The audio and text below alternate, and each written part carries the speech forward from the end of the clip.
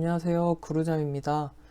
네, 이번 영상은 2021년 3차 지금 시점에서 가장 최근 시험이었어요. 이제 직업상담사 2급 8월 14일에 시행된 필기 기출 문제. 네, 1과목에 1에서 10번 문항까지 같이 공부를 해볼게요. 바로 넘어갈게요. 네, 1번 문제입니다.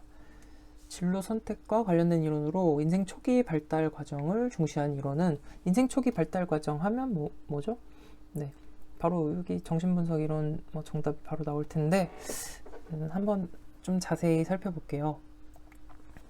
네, 정신분석 이론은 프로이드죠. 그래서 인간은 비합리적 결정론적 존재다 라는 가정이에요.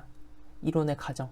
그래서 인간은 비합리적이다라는 거예요. 그리고 결정론적인 존재다. 결정론적이라는 게 무슨 말일까요? 네, 옆에 적혀 있죠.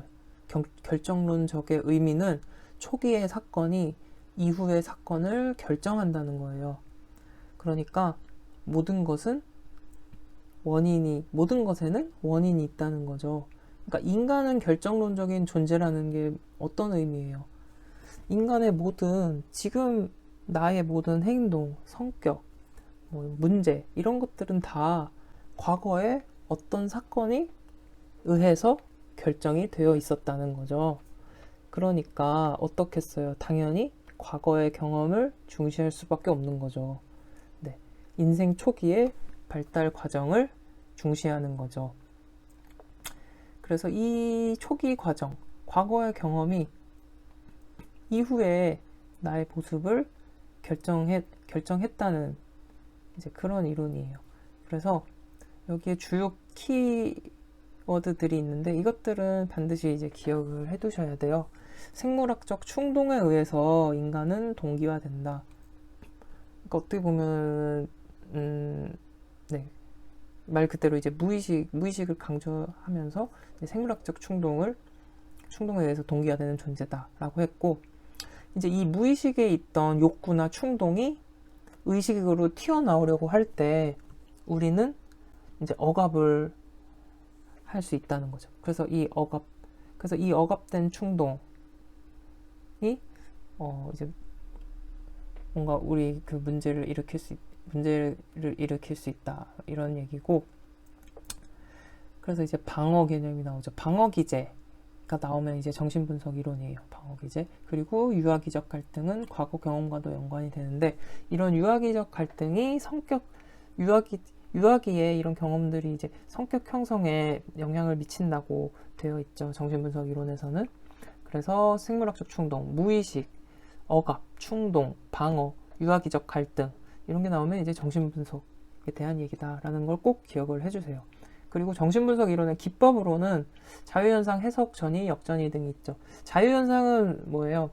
실제로 그 상담을 할 때, 정신분석 상담을 할 때 상담자가 이제 내담자에게 그냥 자유롭게 떠오르는 것을 얘기해 보도록 그 요청을 해요. 그러면은 이제 뭐가 떠오르나요? 이러면서 얘기를 하면 또 거기에서 또 뭐가 떠오르는지 자유롭게 생각해 보도록 하면서 그 안에서 이 내담자의 무의식적인 욕구나 충동, 이런 것들에 대해서 탐색할 수 있는 과정이죠. 그래서 자유현상 정신분석의 대표적인 기법이고, 해석 전이는 상담 과정에서 이제 나타나는 과정이죠. 해석은 어떻게 보면 기법이라고 할 수 있고, 전이는 나타나는 이제 과정 중에 하나인데, 해석은 내담자가 어떠한 사건이나 경험이나 느낌에 대해서 상담자에게 얘기를 하죠. 그러면 상담자가 그 이야기를 듣고 그 이면에 대해서 얘기를 해주는 거예요.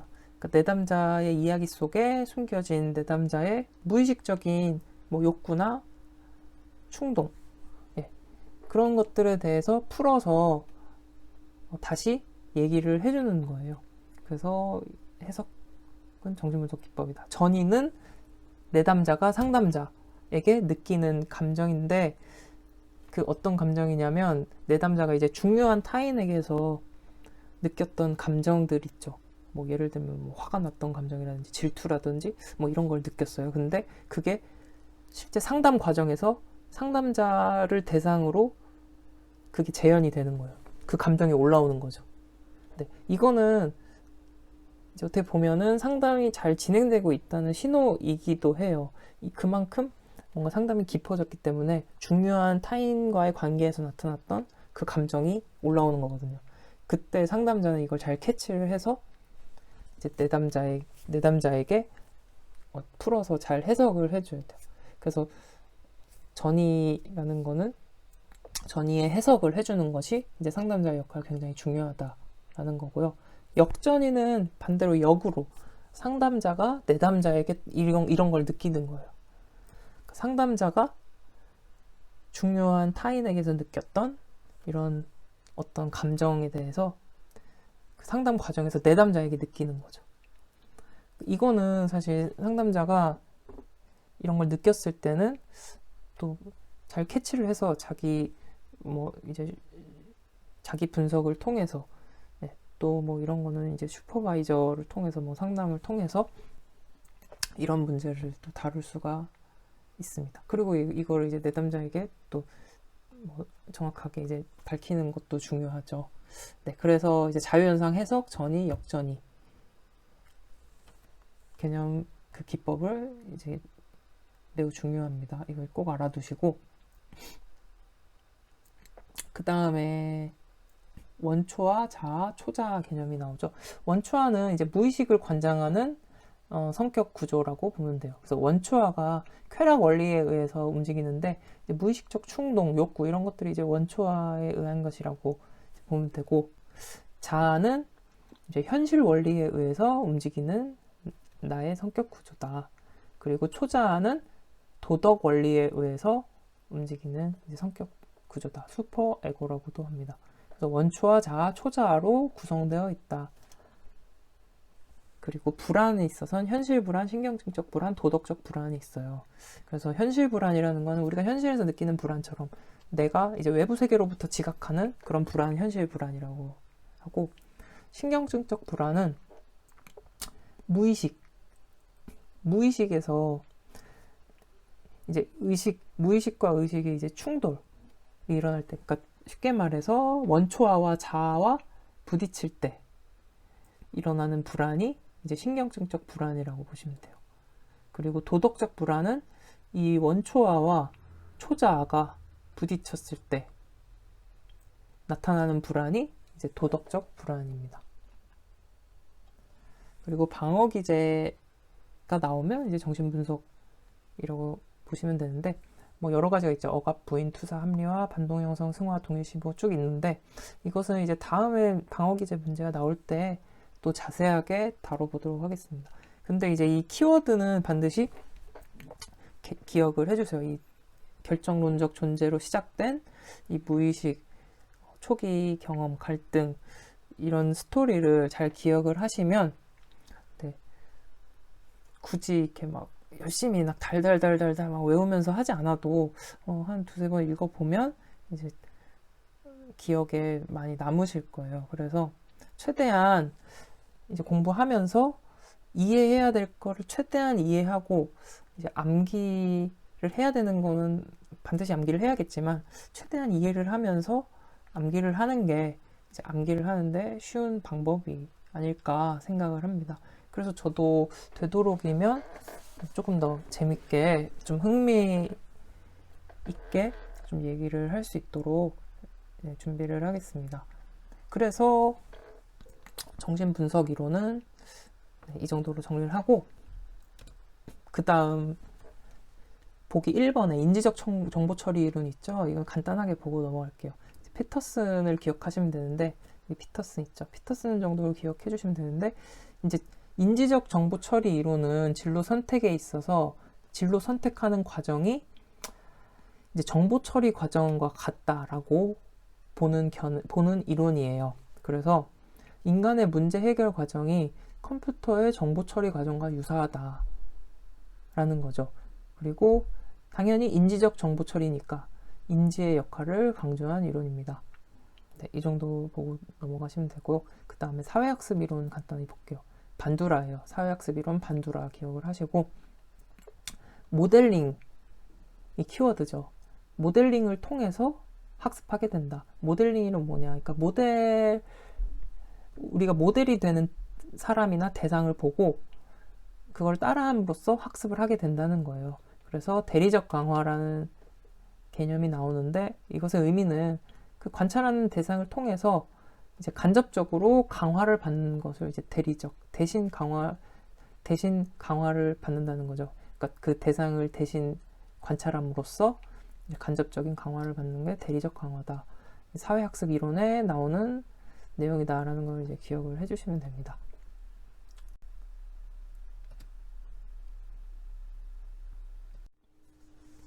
네, 상담 이론과 직업 상담사 역할이 연결이 바르지 않은 것은 여기서도 문제를 보기 전에 상담 이론에 대해서 조금 더 살펴볼게요. 먼저 인지 상담을 보겠습니다. 이제 백이죠. 아론 백이 인지 상담인데 인지 치료, 인지 행동 치료, 인지 행동 상담이라고도 불립니다. 그래서 이 네 가지 뭐 어떤 용어가 나와도 인지 상담을 이야기하는 거구나 라고 이제 기억을 해주시면 되겠습니다. 그래서 인지 행동을 같이 부르죠. 보면 인지 행동 치료, 인지 행동 상담. 그래서 인간의 이게 무슨 말이냐? 인간의 인지, 사고랑 행동이 밀접하게 관련되어 있다라는 게 이제 기본 가정이에요. 그래서 이 사고와 행동의 관계성 이것이 매우 중요한 부분이 되겠고요.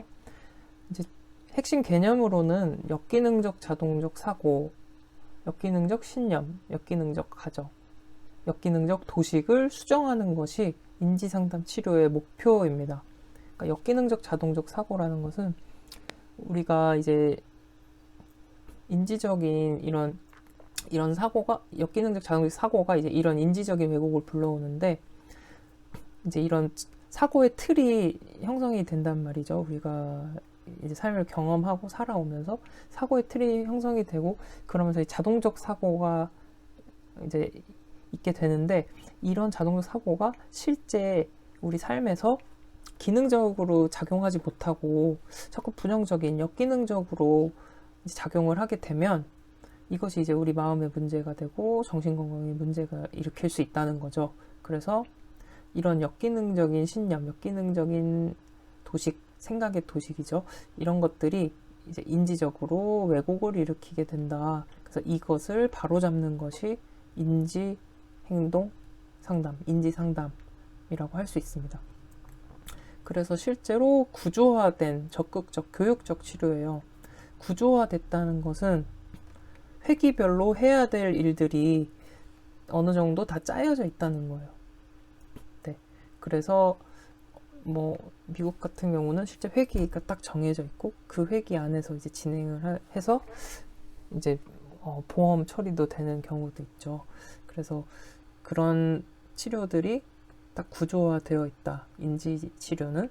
그리고 적극적 교육적 치료다. 실제로 이런 인지 과정에 대해서 개입을 하려면 이제 내담자도 그 인지 왜곡에 대해서 알아야 되고 이런 지식적인 부분에 있어서도 실제로 이제 상담자가 설명해 주는 부분도 있고요. 또 어떻게 보면 이제 지시적으로 약간 지시적인 부분도 이제 어느 정도 포함이 돼요.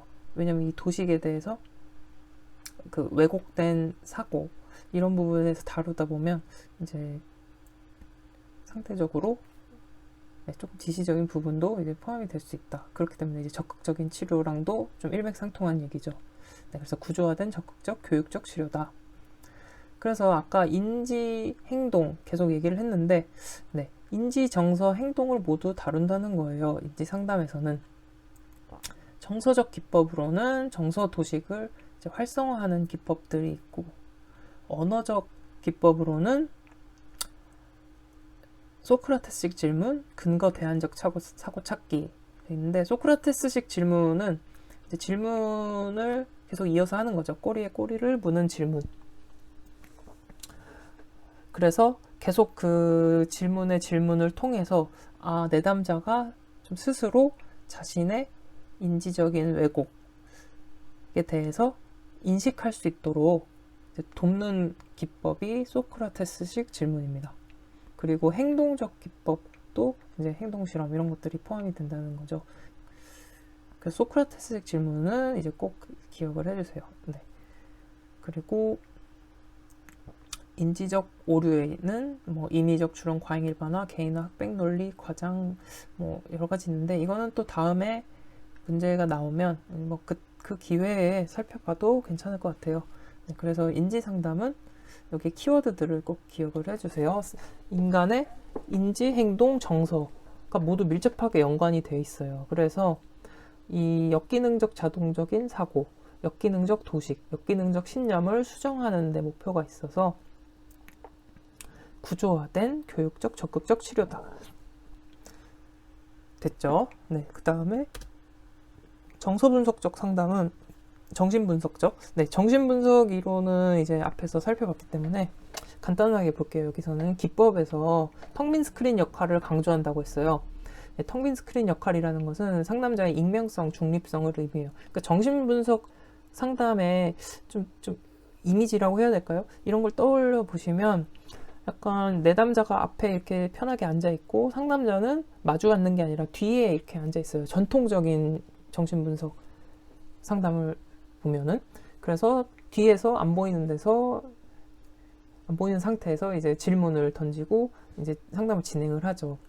뭔가 이제 눈앞에서 보이지 않는 그런 분위기, 그리고 그냥 그 내담자의 이야기에 대해서 질문하고 이제 해석하고 이런 과정들. 그래서 익명성, 중립성, 이제 그런 분위기를 좀 기억을 하시면 좋을 것 같습니다. 그리고 내담자 중심 상담, 이제 인간 중심 상담, 인본주의 상담이라고도 해요. 세 가지 다 같은 말입니다. 그래서 내담자 중심 상담은 로저스예요. 로저스인데 일단 기본 가정이 인간은 현상학적 존재고 자기 실현 경향성을 가지고 있다라는 것이 이제 기본 가정이에요. 현상학적이라는 게 어떤 의미일까요? 네, 옆에 나와 있듯이 이제 개인이 대상이나 사건을 어떻게 지각하고 의미하는가. 그러니까 개인이 지각하는, 어떻게 지각하느냐가 중요한 거예요.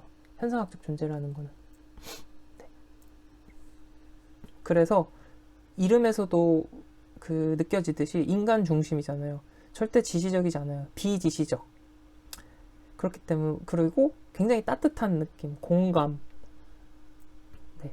공감, 반영, 경청 이런 것들이 중요시 되는 것이 이제 내담자 중심 상담입니다. 그래서 라포를 굉장히 관계 형성을 강조해요. 뭐 어떤 상담이든 중요하긴 한데 이제 내담자 중심 상담에서는 특히 더 강조된다라는 것이고요. 그래서 기법에 대한 문제보다는 사실 이런 태도, 이런 개념, 이런 쪽의 문제들이 그래서 인간 중심 상담에서는 많이 나와요.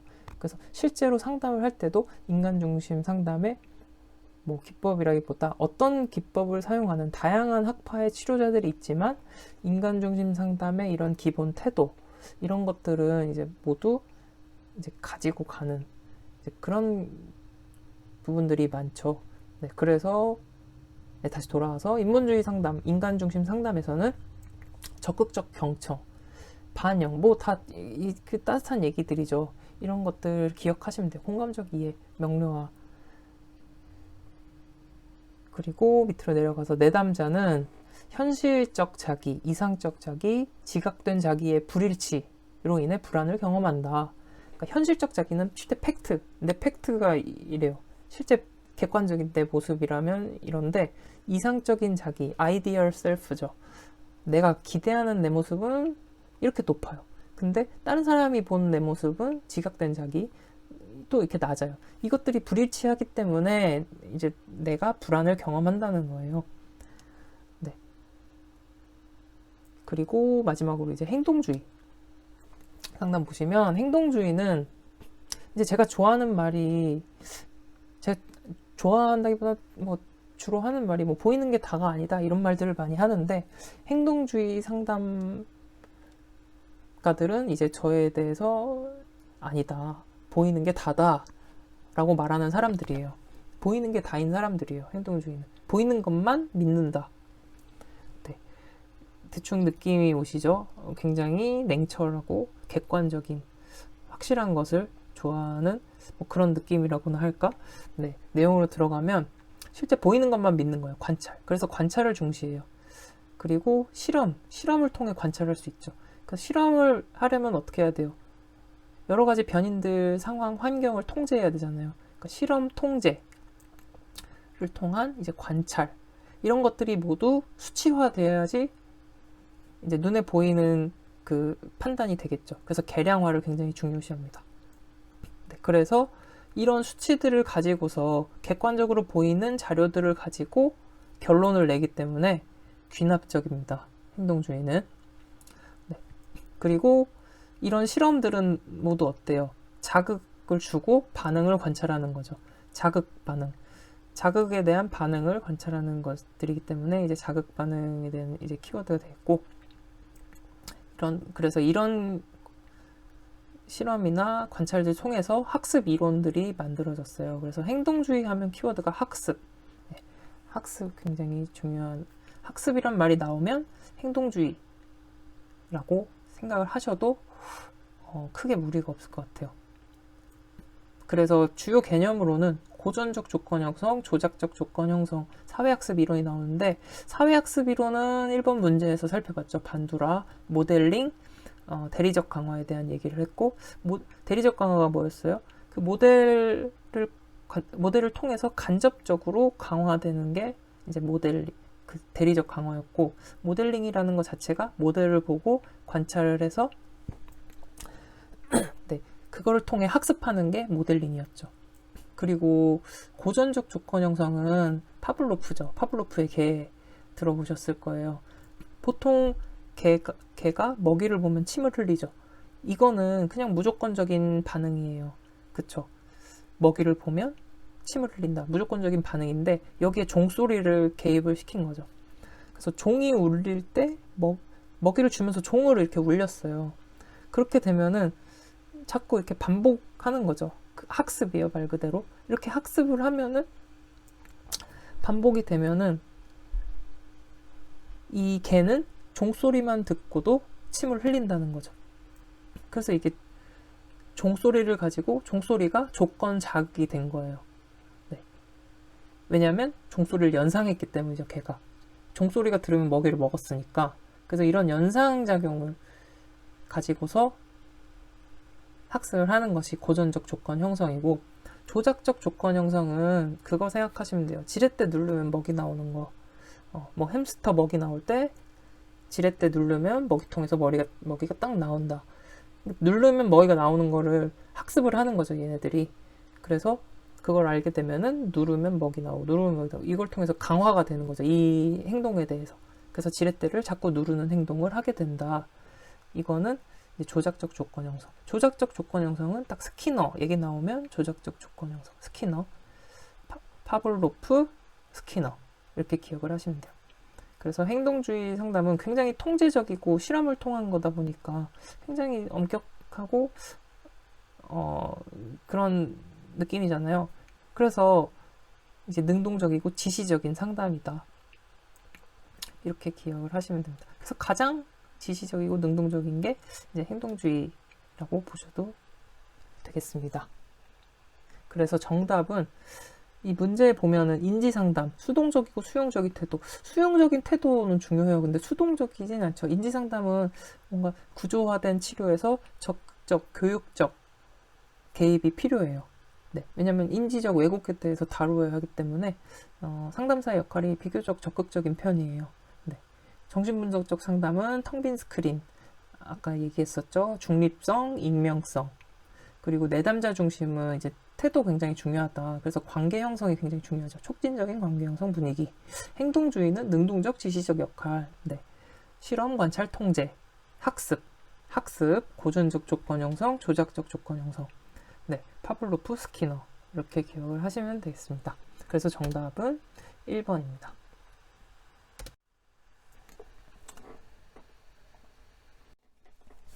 네, 3번입니다. 윌리엄슨 특성 요인 직업 상담의 단계. 이거는 일단 그냥 외워 두시는 게 좋아요. 일단 처음에 외우고 시작을 하는 게 좋은데요.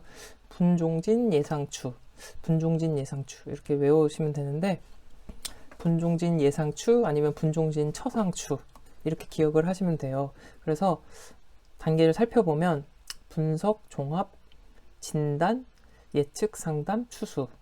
이렇게 해서 분종진, 예상추. 이렇게 무조건 일단 외우고 시작을 하시면 돼요. 뭐 자주 나오기도 하고 워낙 기본적인 부분이기도 해서 분종진, 예상추, 분종진, 처상추. 그래서 단계별로 한번 살펴보면 분석 단계, 자료 수집, 심리 검사 실시하는 단계. 예, 이름이 이제 분석이긴 한데 자료 수집, 심리 검사 실시를 통해서 그러니까 내담자를 분석한다는 거죠. 이런 걸 실시함으로써. 그래서 지금 보면 심리 검사, 표준화 검사 나오는데 특성 요인 직업 상담에서 중요한 게 표준화 검사예요. 표준화 검사가 아주 중요해요. 그래서 심리 검사를 중요시 여기는 게 특성 요인 직업 상담이다. 그래서 분석 단계를 거치면 검사 실시하고 나서 종합하죠. 이 내담자 관련 정보를 수집해서 종합하는 거예요. 이 종합한 거 가지고 문제를 진단하는 거죠. 그래서 이 문제 진단을 가지고서 처방을 내리겠죠. 예후, 예측, 처방. 그래서 이 처방이라는 거는 이 문제들의 가능한 결과들 판단하고 이제 대안 탐색하고 그리고 나서 이거를 가지고서 이제 상담을 하는 거예요. 그래서 이거를 뭐 상담자가 항상 상담은 그래요. 상담자 혼자 하는 건 없죠. 내담자랑 협력적으로 되도록이면 어떤 상담이든 되도록이면 결정은 이제 내담자가 할 수 있도록 돕는 역할. 상담은 이렇게 알려주고 정해주는 게 아니라 내담자가 할 수 있도록 돕는 거죠. 네, 그렇게 상담을 마치고 나면 추수는 이제 팔로우업이죠. 영어로 팔로우업인데 상담 이후에 어떻게 보면 일종의 AS가 될 수도 있고 그래서 새로운 문제 야기됐을 때 이제 이 단계를 다시 반복해서 돕는다.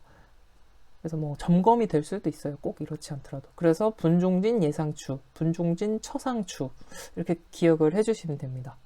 그래서 특성요인 직업상담에서는 이제 검사가 중요한데 조금 더 한번 살펴볼게요. 윌리엄슨 특성요인 직업상담인데 말 그대로 특성과 요인을 이제 연결하는 상담이 이제 특성요인 직업상담이에요. 그래서 특성이 뭐냐? 특성은 저는 이제 이렇게 쓰거든요. 항상 개인의 특성은 개인의 특성이고 요인은 직업 성공의 요인. 그래서 개인의 특성과 직업 성공의 요인을 연결시켜서 하는 상담이 이제 그렇게 해서 직업 선택을 돕는 것이 이제 특성 요인 직업 상담이라는 거예요. 그래서 특징을 보면 지시적이다. 네, 지시적 상담. 그리고 상담자 중심. 지시적이니까 상담자 중심이겠죠. 네, 지시적이니까 교육적 역할이고 상담자가 주도적 역할을 하겠죠. 상담자 중심. 다 이렇게 맥락이 비슷한 맥락인 거예요. 상담자가 지시적이면 상담자 중심적이고 비교적. 그리고 상담자가 교육자 주도적 역할을 할 수밖에 없어요. 네. 그리고 이제 검사를 중시한다 그랬잖아요. 표준화 검사 중시한다 그랬죠. 표준화 검사를 중시하기 때문에 과학적, 합리적 방법이 연관이 되는 거죠. 그래서 검사를 통한 결과를 가지고 검사를 중시하니까 어때요? 객관적으로 이해하는 걸 중시하는 거죠. 내담자의 객관적 이해를 중시하고 그래서 이 객관적으로 이해하려면 이제 다양한 사례를 이제 연구하는 거를 강조해요. 사례 연구를 강조하고 이러한 사례들을 통해서 정보 수집, 분석, 종합 이런 것도 이제 굉장히 강조하는 부분이죠. 정보의 수집, 분석, 종합. 네. 여기 앞에 1, 2단계가 분석, 종합이잖아요. 정보를 수집하고 분석, 종합하는 단계. 그리고 정보 제공, 설명. 지시적, 교육적이니까 정보 제공하고 설명하는 게 강조가 되겠죠. 그리고 촉진적 관계. 이렇게 특징이 됩니다. 그래서 특성 요인 직업 상담 다시 한번 정리하면 개인의 특성과 직업 성공의 요인을 연결해서 직업 선택을 돕는 것이 특성 요인 직업 상담이다. 그러면은 검사를 강조했다 그랬어요. 심리 검사, 객관적이고 또 이 검사를 해석해주고 하려면 이제 상담자의 역할이 중요하겠죠. 상담자 중심이고 교육자 주도적 역할이다. 자연스럽게 지시적인 성향이 더 강한 상담이겠죠. 표준화 검사 중시 이렇게 정리를 하면 되겠습니다. 네, 그래서 분종진 예상추 하면은 정답이 몇 번인가요? 문제는 네, 1번이 정답입니다. 네, 여기까지 정리 이해가 되셨으면 또 다음 문제 넘어갈게요. 네, 4번. 6개 생각하는 모자 기법. 6개 생각하는 모자 기법은 이제 간간히 출제가 되는데 색상별 역할에 대해서 기억을 해주시는 게 좋아요. 일단 6가지 색깔, 이게 뭐냐면 모자 기법, 6개 생각하는 모자 기법이 이제 진로 의사 결정을 촉진하는 방법인데, 그러니까 6개별로 컨셉이 다 달라요. 그래서 6개를 이렇게 돌아가면서 쓰면서, 바꿔가면서 쓰면서, 이 각 컨셉에 맞는 역할을 수행하는 거죠. 내담자가. 그러면은 다양한 관점에서, 다양한 컨셉이니까 다양한 관점에서 이제 그 바라보는 것을 도와주는 이제 그런 기법이에요. 그래서 각각의 모자의 색에 해당하는 역할을 수행하는데 이 색깔에 대한 의미, 역할을 잘 기억을 해두시는 게 좋습니다. 그래서 일단 6가지 색깔이 뭐냐면 청백적, 녹, 흑황이에요. 청백적, 녹, 흑황. 뭐 여러 가지 운동회 하면 청백이고 정록생명이고 흑황.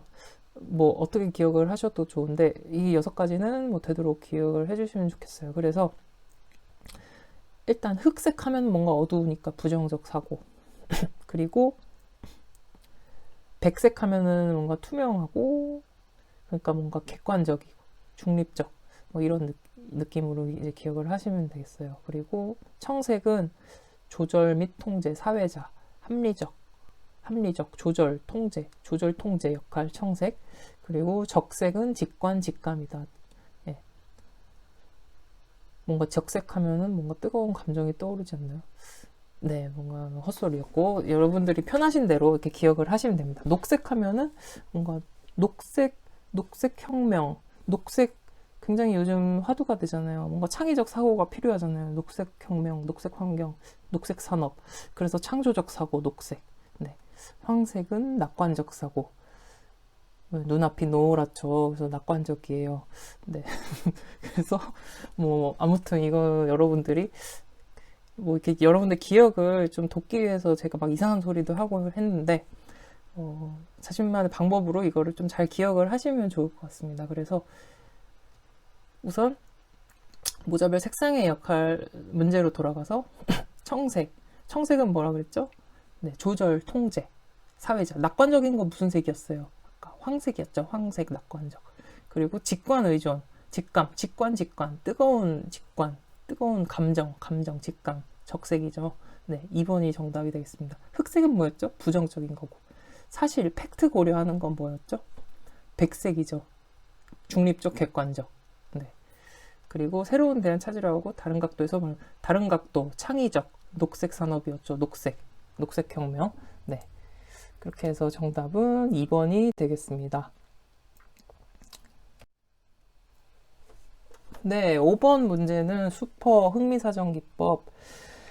흥미사전기법에 대해서 한번 살펴볼게요. 슈퍼의 흥미사전기법은 이렇게 표현 조작 조사 이렇게 기억을 하시면 돼요. 검사된 흥미는 나와 있는 교재도 있고 언급되지 않는 책들도 있어요. 보통 이제 실기에서도 3가지를 쓰시오 하면은 보통 표현 조작 조사인데 이 3가지는 반드시 기억을 해 주시고 이것은 검사된 흥미 같은 경우는 참고로 한번 읽어보시면 될 것 같습니다. 슈퍼가 흥미를 사정하는 기법. 사정한다는 말이 이제 조사하고 결정한다는 의미죠. 그래서 내담자의 흥미를 이제 조사하고 결정하는 기법이라고 보시면 되는데 표현된 흥미, 그러니까 흥미 사정 기법이 3가지 중에 표현된 흥미, 내담자가 표현한 걸 가지고 사정을 하는 거예요. 어떻게 표현하느냐? 좋고 싫음을 말하도록 하는 거죠. 그래서 직업 카드 분류하기. 좋아하는 직업, 싫어하는 직업 이렇게 분류하도록 하는 거죠. 그래서 이런 걸 직접 요청하는 게 표현된 흥미고 조작된 흥미는 이제 활동에 대해서 질문을 하거나 이제 관찰하는 게 조작된 흥미 기법입니다. 그리고 조사된 흥미는 표준화된 검사를 실시하는 것. 인벤토리드라고 돼 있는데 이제 이 검사를 보통 인벤토리라고 하거든요. 그래서 표준화된 검사를 실시를 해서 나온 흥미를 이제 조사된 흥미라고 하는 거예요. 그래서 보통 스트롱 직업 흥미 검사 이런 것들을 통해서 확인된 흥미가 이제 조사된 흥미입니다. 그래서 이제 이거는 그냥 암기를 하셔야 돼요. 표현 조작 조사. 슈퍼 흥미 사전 기법은 표현 조작 조사. 표현된 흥미는 뭐였죠? 표현된 흥미는 직접 조커 시력을 표현한 거죠. 직업 카드 분류 이런 거, 흥미 탐색, 체크리스트. 선호된 흥미가 없는 거였죠. 해당되지 않는 거고, 조작된 흥미가 뭐였죠? 조작된 흥미는 질문하거나 관찰하는 거, 실제 활동을. 조사된 흥미는 검사, 스트롱 흥미 검사. 이렇게 기억을 하시면 됩니다. 그래서 정답은 이제 2번이 되겠습니다. 네, 6번 교류 분석 상담의 상담 과정에서 내담자 자신의 부모자, 성인자, 어린이자의 내용이나 기능을 이해하는 방법은, 자, 교류 분석 상담이 뭔지 봐야겠네요. 교류 분석 상담이란 일단 계약적, 의사결정적인 성격을 갖는다 라고 했어요. 계약적, 의사결정적, 계약적인 성격이다 라는 게 굉장히 특이점이죠.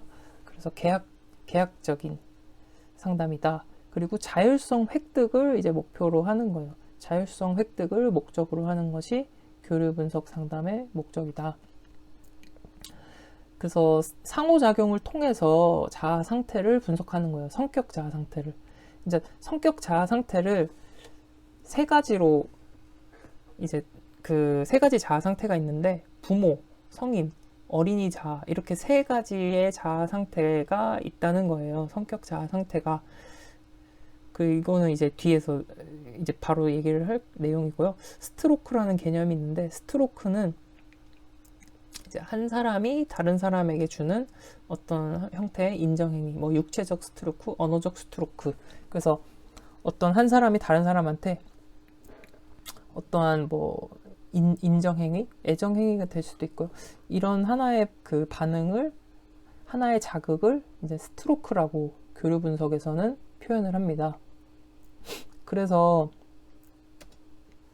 구조 분석, 교류 분석 상담의 구조 분석을 한번 보면 자아 구조 분석이라고도 해요.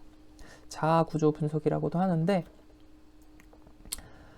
이 구조 분석이란 자아 구조, 말 그대로 자아 구조를 분석하는 거죠. 부모자, 성인자, 어린이자. 아까 이게 성격 자아 상태라 그랬죠. 이 세 가지 그 자아 상태의 내용이나 기능을 이해하는 방법입니다. 그래서 이 부모, 성인, 어린이, 자아. 이 세 가지를 이제 기억을 해두세요. 이 세 가지를 이해하는 방법이 구조 분석입니다. 그래서 부모는 parent, P라고 표시를 하고, 성인은 adult, 어린이 child 이렇게 해서 PAC라고 하는데, 먼저 부모자가 무엇이냐? 어릴 때 부모로부터 받은 영향을 그대로 재현하는 상태. 그래서 개인의 가치, 도덕, 신념 등이 이제 부모자랑 관련이 되고요.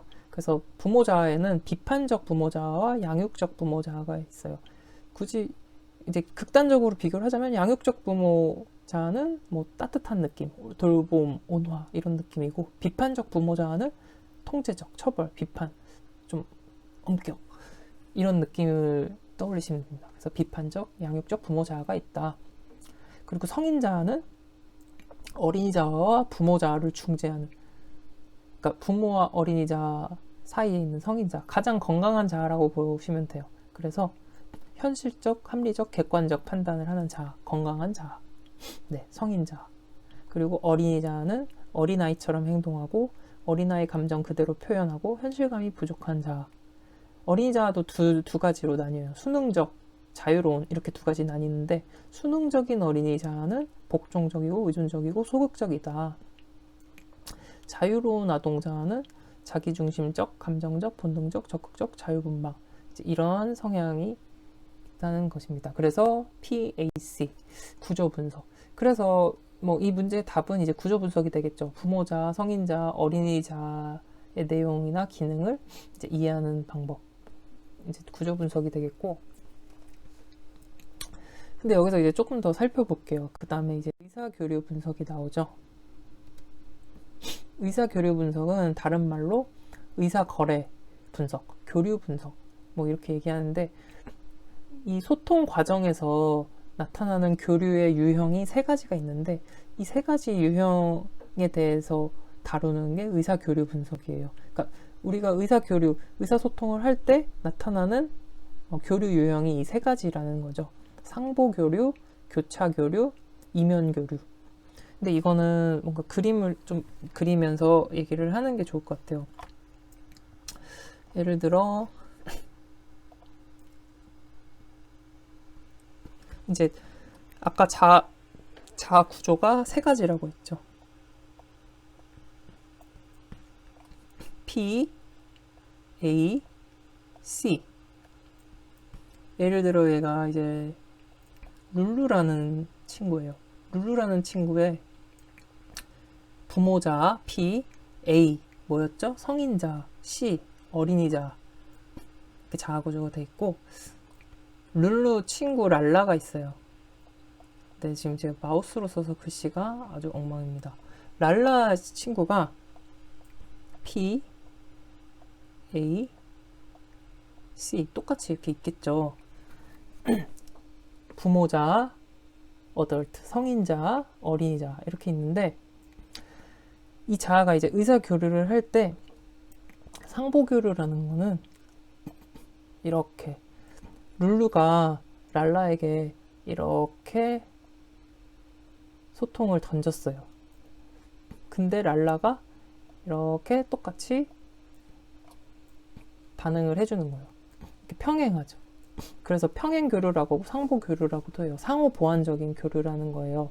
예를 들면은 룰루가 랄라야 너 지금 몇 시야? 이렇게 물어봤어요. 그러면 당연히 자연스러운 이런 대답은 8시, 지금 8시야 이렇게 대답을 하는 거죠. 지금 몇 시야? 지금 8시야 이렇게 대답하는 게 이제 성인자 간의 이런 건강한 교류 과정이죠. 그래서 이거를 상호 보완적이라고 해서 상보 교류라고 해요. 마찬가지로 이게 지금 평행하게 이제 오가기 때문에 평행 교류라고 하는 거죠. 근데 이런 경우가 있어요. 색깔을 바꿔서 해볼까요? 룰루가 랄라야 지금 몇 시야? 이렇게 물어봤어요. 근데 갑자기 랄라가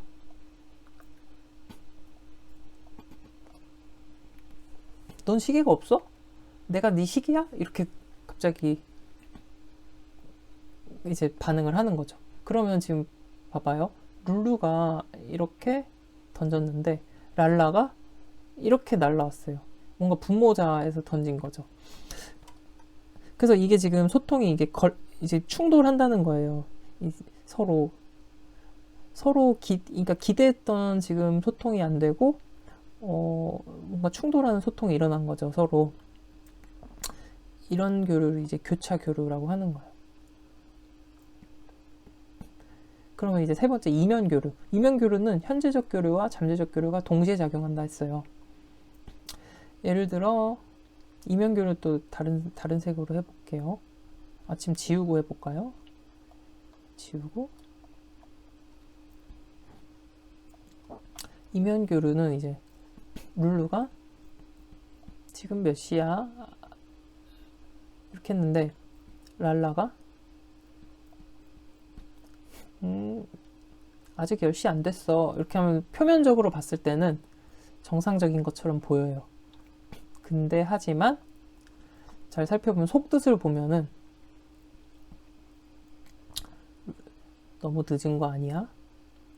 이런 의미가 있어요. 지금 몇 시야 했는데 너무 늦은 거 아니야? 이런 의미가 담겨 있었고 아직 10시 안 됐어. 그래도 일찍 온 거니까 따지지 마. 이런 속뜻이 들어있는 거죠. 이거를 이제 속뜻, 이면적 교류라고 하는 거예요. 그러니까 현재적 교류, 표면상 드러나는 교류랑 속마음 담겨져 있는 이면의 교류, 이면의 의미가 다르다는 거죠. 그래서 이거를 이제 이면적 교류라고 하는 거예요. 다른 메시지가 숨겨져 있는 교류. 네. 그래서 이렇게 의사교류 분석이 세 가지 종류가 있는데 당연히 가장 건강한 교류는 어떤 거겠어요? 상보교류겠죠. 평행교류. 네. 그래서 이 어떤 교류 방식인지, 상보 교류인지, 교차 교류인지, 이면 교류인지, 이걸 분석하는 게 이제 의사 교류 분석이 되겠습니다. 그리고 그 다음 게임 분석을 한번 볼게요. 게임 분석도 이제 게임이라는 거를 뭐냐면 서로 라켓 감정만을 갖고 끝이 나는 이면 교류. 그러니까 일단 좋지 않은 거예요. 좋지 않은 건데, 라켓 감정이 뭐냐면 이제 내 진짜 감정이 아니라 부모가 허용한 감정을 표현하는 것. 그래서 이제 부모가 허용한 감정만을 이제 표현하는 것을 라켓 감정이라고 하는데, 이런 라켓 감정, 내 진짜 감정이 아니라, 그러니까 가짜 감정, 만들어진 감정, 뭐 이런 감정만을 가지고서 끝이 나는 이제 이런 이면 교류를 게임이라고 하고, 이런 교류에 대해서 분석하는 게 이제 게임 분석이 되겠습니다. 그래서 성인 자아가 모르는 사이에, 건강한 자아죠. 성인 자아가 모르는 사이에 반복해서 진행이 된다는 거예요, 이 게임이. 그럼 어떻겠어요? 당연히 악순환적이죠. 별로 안 좋아요. 게임 안 좋아요. 악순환적이고 이제 예측 가능한 결과. 각본 신념을 강화한다 했는데, 각본 신념에 대해서는 이제 생활각본 분석에서 좀 얘기를 하고 다시 돌아올게요. 근데 어쨌든 안 좋다는 거예요. 안 좋은 걸 강화한다.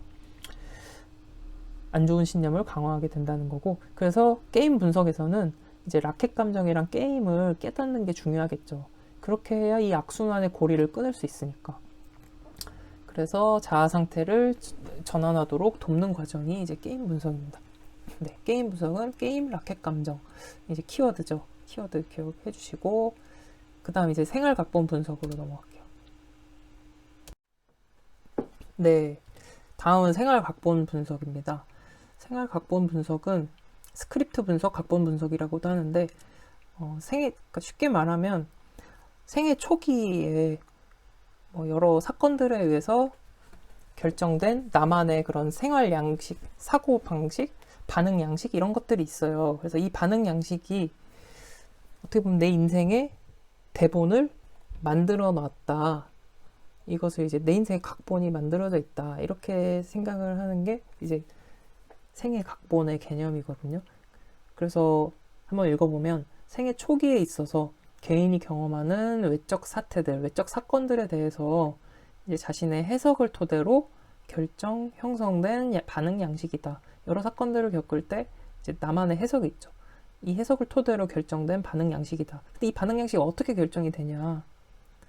대체로 어린 시절 가장 영향을 많이 받는 사람 누구예요? 부모님이죠. 부모님의 금지 명령에 대한 반응에서 거기에서 비롯된 초기 결정을 토대로 한다.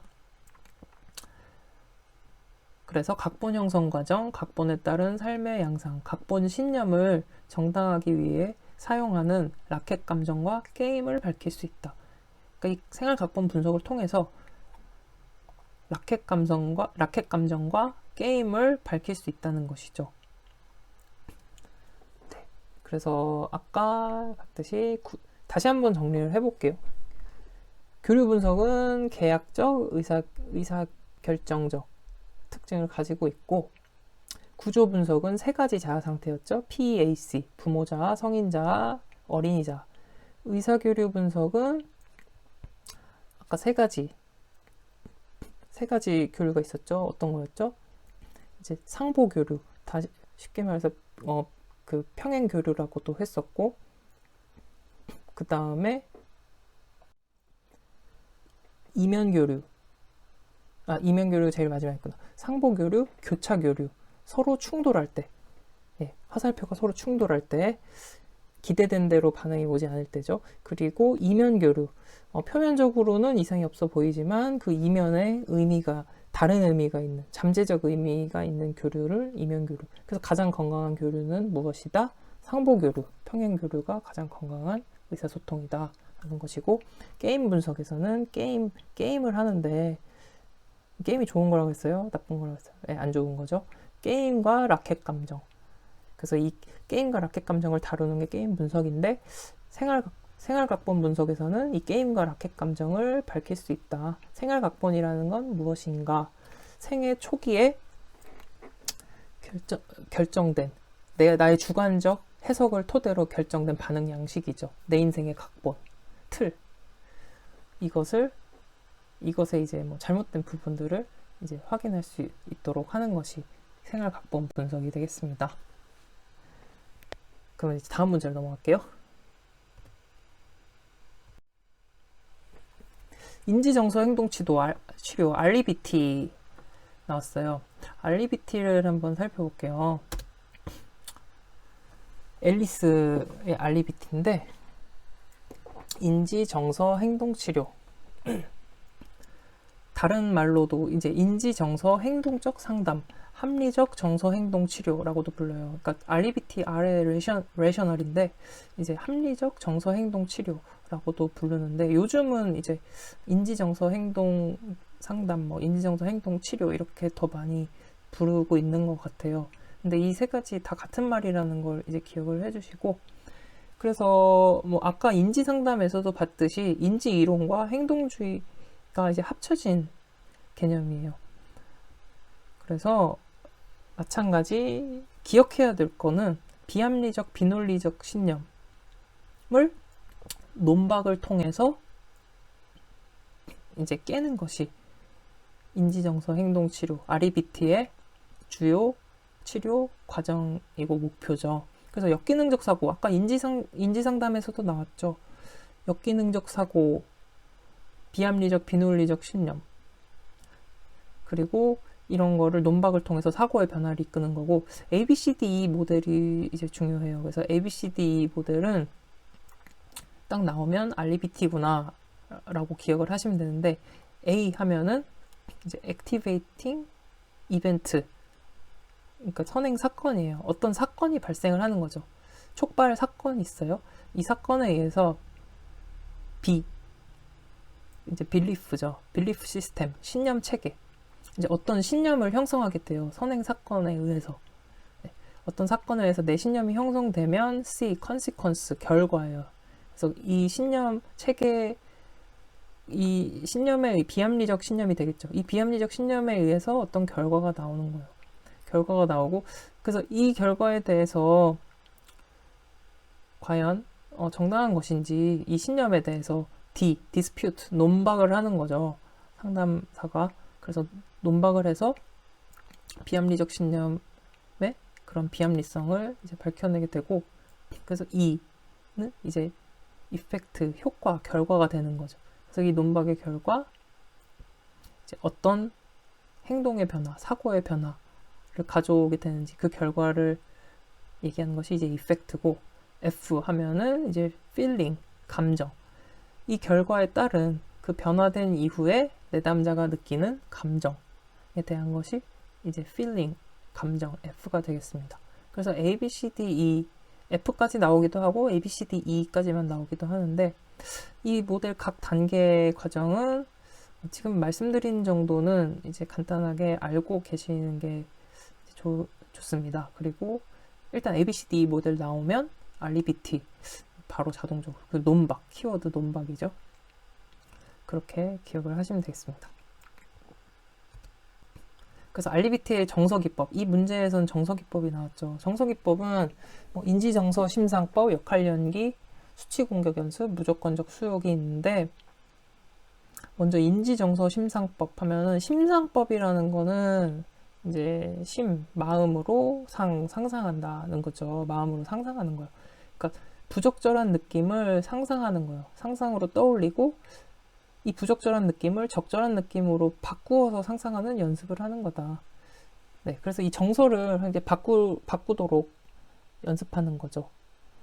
그게 인지정서 심상법이고, 역할연기는 뭐 많이 나오는 거죠. 이제 비합리적 사고를 깨닫게 하는 데 초점, 역할을 바꿔서 함으로써 내 사고가 이게 합리적이지 못했구나 깨달을 수 있는 거고, 무조건적 수용은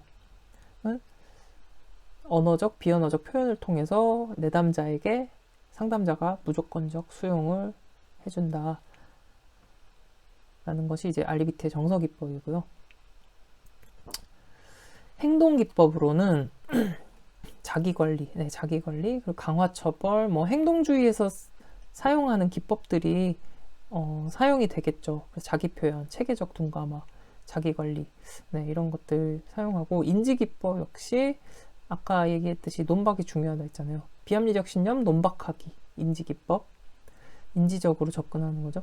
내담자의 언어를 변화시키기, 뭐뭐 해야 한다를 뭐뭐 하고 싶다, 하겠다 등으로 이제 이런 해야 한다, 당위적인, 뭔가 의무적인 이런 표현에서 순화시켜서 이제 변환하는 거죠. 뭐뭐 하고 싶다, 뭐뭐 하겠다. 네, 이런 걸로도 이제 충분히 그런 인지를 변화시키는데 효과가 있어요. 그래서 중요한 것은 REBT는 인지, 정서, 행동 기법들이 있고 비합리적, 비논리적 신념을 논박을 통해서 변화시키는 것. 그래서 ABCDE 모델을 통해서 치료를 진행을 한다는 것입니다. 그래서 정답은 이 문제에서는 이제 정서기법에 해당하지 않는 것, 정서기법에 해당하지 않는 것은 무엇일까요? 네, 자기관리 행동기법이었죠. 그래서 정답은 3번 자기관리 되겠습니다. 상담사가 비밀 유지를 파기할 수 있는 경우와 거리가 먼 것은 네, 비밀 유지에 대한 한계 조건이 있어요. 이 경우에는 이제 비밀 보장을 할 수가 없는 경우고, 네, 더 우선시 되는 경우를 말하는 건데, 비밀 보장보다 더 우선시 되는 경우, 자신 타인 사회의 안전을 위협하는 경우, 네, 안전을 위협하는 경우 안 되겠죠. 그리고 감염성이 있는 치명적인 질병이 있을 때 내담자가 그럴 때는 이제 알려야 되겠죠. 위험하니까. 법적으로 요구되는 경우에도 이제 비밀 보장을 할 수가 없어요. 그래서 보기를 보면 내담자가 자살을 시도할 경우, 자살 시도는 이제 안전에 위협이 되는 거죠. 그러니까 비밀 유지를 파기할 수 있고, 비밀 유지하지 않는 것이 효과적이라고 슈퍼바이저가 말하는 경우, 이거는 슈퍼바이저가 말한다고 해서 이게 되는 문제는 아니죠. 아래 조건과는 해당하지 않는 문제고, 내담자가 타인 해칠, 타인의 안전, 자신 타인 사회의 안전이니까 해당이 안 되고, 그 비밀 유지를 파기하고 이제 알려야겠죠. 아동 학대도 마찬가지. 아동의 안전을 위협하는 경우죠. 그래서 정답은 2번이 되겠습니다. 네, 직업 상담을 위한 면담에 해당하는 설명으로 옳은 것은 자, 이 문제 보시면 뭐 보기를 바로 볼게요. 내담자의 모든 행동은 이유와 목적이 있음을 분명하게 인지한다. 네, 그렇죠. 그렇죠. 모든 행동의 이유와 목적을 분명하게 인지를 해야 되겠죠. 그리고 2번. 상담 과정의 원만한 전개를 위해 내담자에게 태도 변화를 요구한다. 네, 상담에서 이러면 안 된다 그랬죠. 원만한 전개를 위해서 태도 변화를 요구한다. 이거를 이렇게 뭐 직접적으로 요구하거나 특히 태도 변화를 요구하거나 이런 것들 적절하지 않죠. 침묵에 빠지지 않도록 상담자는 항상 먼저 얘기를 해야 된다. 항상 먼저 얘기할 필요는 없어요. 침묵도 하나의 중요한 상담 기술이거든요. 비언어적 요소로 침묵도 여러 가지 의미를 담을 수가 있어요. 그래서 상황에 맞게 침묵을 사용하는 것도 중요한 그 상담 진행의 기법입니다. 초기 면담에서 내담자에 대한 기준을 부여한다. 내담자에 대한 기준을 초기에 이제 부여하기는 어렵죠. 초기에는 가장 중요한 건 이제 라포 형성이고 관계 형성을 잘 하는 것이 중요하고, 네. 그리고 실제로 이제 이런 기준을 부여하는 게 내담자와 협력적으로 정하는 게 중요하지, 상담자가 뭐 일방적으로 하는 과정은 별로 좋지가 않습니다. 그래서 정답은 1번이 되겠고요. 네, 다음 문제요. 사이버 직업 상담 기법으로 적합하지 않은 것. 사이버 직업 상담은 한번 뭐 그 단계를 한번 살펴볼게요. 사이버 직업 상담 기법. 주요 진로 논점 파악. 그러니까 진로 논점을 먼저 파악하고, 그러니까 보통 상담 진행되는 방식이 어떤 인터넷 공간에, 가상 공간, 온라인 공간에 이제 고민 글을 올리죠. 올리면 그거에 대해서 뭔가 답을 해주는 형태가 많은데, 그거를 감안하고 보시면은 먼저 그 글에 대해서 이 진로 고민에 대한 글을 보고 진로 논점을 파악을 하는 거죠. 이 내담자의. 그리고 진로 논점에 대해서 분석을 해요. 그리고 어떤 진로 논점인지 유형을 정해야겠죠. 핵심 진로 논점이 구체적인지 아니면 성격에서 그 핵심 진로 논점이 이제 구체적인 것인지 아니면 성격에서 기인한 것인지 단순한 정보가 부족해서 그런 건지를 이제 정해야 되겠고, 그걸 정했으면 이제 답변 내용 구상해서 정리해서 작성을 하는 거예요. 그러니까 여기서 적합하지 않은 건 이제 질문 내용을 구상하는 게 아니라 답변 내용을 구상을 해야죠. 네, 그래서 정답은 1번이 되겠습니다. 여기까지 1번에서 10번까지 그 내용을 살펴봤는데, 처음이라 이제 이런 각 상담 이론에 대한 내용들, 이런 것들은 이제 공부를 반드시 해야 되는 내용이라서 조금 뭐 천천히 조금 더 뭔가 기억에 남을 수 있게 반복 좀 자세히 얘기를 하다 보니까 시간이 좀 많이 됐네요. 11번부터 20번까지는 또 다음 영상에서 계속 진행을 하도록 하겠습니다. 수고 많이 하셨습니다. 잠시 후에 또 뵙겠습니다. 그럼 이만 감사합니다.